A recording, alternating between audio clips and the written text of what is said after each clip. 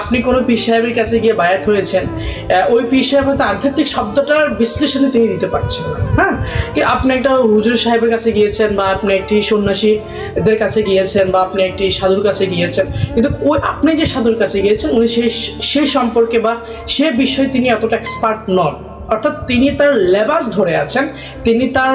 চাপাবাজির উপর নির্ভরশীল আছেন, কিন্তু তিনি আধ্যাত্মিক শব্দটাকে বা আধ্যাত্মিক অনুসন্ধানকে, আধ্যাত্মিক দর্শনকে তিনি সেভাবে অ্যাকসেপ্টফুল হয়তো করতে পারেননি। অর্থাৎ আপনি যদি এই ধরনের মানুষের কাছে গিয়ে যদি আপনি আধ্যাত্মিক প্র্যাকটিস করেন বা আধ্যাত্মিকতার শরণাপন্ন হতে যান, তাহলে আপনি অবশ্যই হতাশাগ্রস্তের পরিণত হবেন।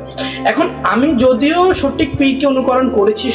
সঠিক একজন সন্ন্যাসীকে অনুকরণ করার পরেও যদি আমার ভিতর হতাশা চলে আসে, বিভিন্ন সাংস্কৃতিক বা বিভিন্ন সংসারের বা সামাজিক নিয়ম বা সামাজিক বিষয়ের উপরে বা রাষ্ট্রীয় বিষয়ের উপরে যদিও আপনার উপরে যদি বিভিন্ন ধরনের চাপ সৃষ্টি হয়ে যদি আপনি